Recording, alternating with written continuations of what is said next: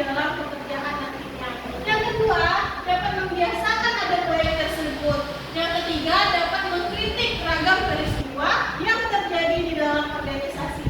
Dan juga dapat mengatasi permasalahan-permasalahan yang ada di dalam organisasi. Nah, selanjutnya, coba Anda ibu semuanya perhatikan dua gambar berikut ini. Ada gambar yang pertama dan ada gambar yang kedua. Yang pertama, apa pendapat kamu tentang dua gambar tersebut? Siapa yang bisa mengajukan pendapatnya? Siapa yang bisa mengajukan pendapatnya tentang dua gambar tersebut? Oke, silakan.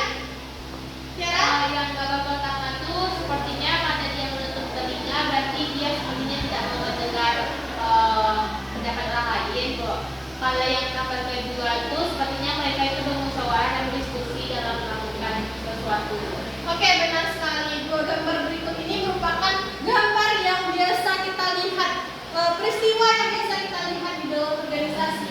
Yang pertama biasanya ada saat diskusi, misalnya ketua saat menyampaikan pendapat, ada anggota lainnya yang tidak mendengarkan apa yang sedang dibicarakan ketuanya. Kalau yang kedua yaitu saat dia rapat, dia mendengarkan apa yang dikatakan oleh ketuanya. Yang kedua, dari dua gambar tersebut mana yang mencerminkan etika dalam berorganisasi dengan yang baik? Siapa yang bisa? Oke, silakan dan fungsi. Gambar yang kedua Bu, yang mendengarkan instruksi ketuanya, Bu. Benar sekali. Nah, jadi kita dalam berorganisasi itu harus mengikuti apa yang ada di dalam gambar kedua ini, yaitu mendengarkan ketika teman kita lagi berbicara, termasuk saat ini ibu lagi berbicara, karena ibu semuanya mendengarkan, jangan ada yang mereka yang mengerjakan sesuatu yang lainnya. Oke, selanjutnya yaitu, nah di sini kita ketahui apa sih pengertian organisasi itu. Silahkan kepada Kak Ida coba bacakan apa pengertian dari organisasi itu. Baik Bu, pengertian organisasi secara bahasa adalah berasal dari kata dari bahasa Yunani yaitu organon, yang berarti arah lalu atau seperti itu. Nah, selanjutnya secara istilah itu sekelompok orang yang memiliki visi dan tujuan yang sama dan bekerja sama untuk mencapai tujuan yang telah ditetapkan. Oke, benar sekali. Kita berikan aplaus kepada Nanti, Aida. Nah, benar sekali. Pengertian organisasi itu berasal dari bahasa organon yaitu alat bantu. Kalau secara istilah adalah sekelompok orang yang bekerja sama yang memiliki tujuan bersama untuk mencapai tujuan tersebut. Nah, jadi dalam sebuah organisasi itu ada tujuan satu organisasi, sumber dayanya atau anggotanya, pembagian kerjanya, dan hierarki kewenangannya. Jadi dalam organisasi itu kita ada tujuan yang harus kita capai. Kita harus bekerja sama untuk mencapai tujuan tersebut. Oke, selanjutnya, etika dalam berorganisasi. Nah, etika berasal dari bahasa Yunani atau ethos yang berarti apa? Kebiasaan. Selain etika, nah selain etika dikenal juga dengan nama lain yaitu moral. Nah, jadi etika dalam organisasi itu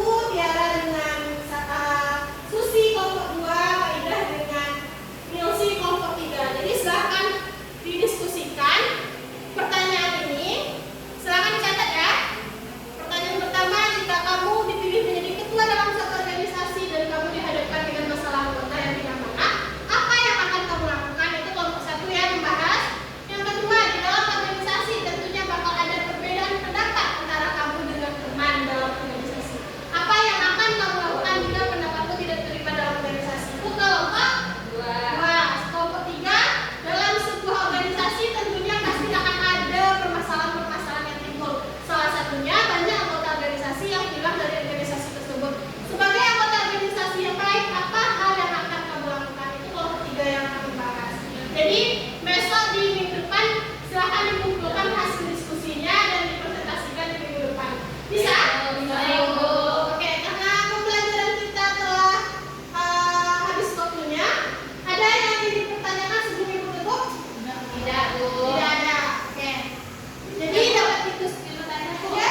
Besok kan dikumpulkan tugas diskusinya, Bu. Ya. Yang materi terkait etika profesi kan karena ini juga minggu kemarin itu sekalian atau ada tugas juga untuk kami.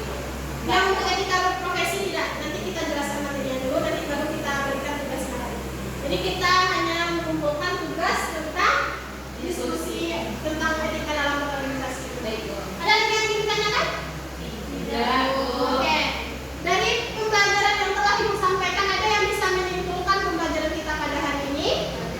Iya, silakan Atika. Yaitu pada pembelajaran kita pada hari ini yaitu etika dalam berorganisasi, di mana etika itu merupakan suatu kebiasaan atau tabiat.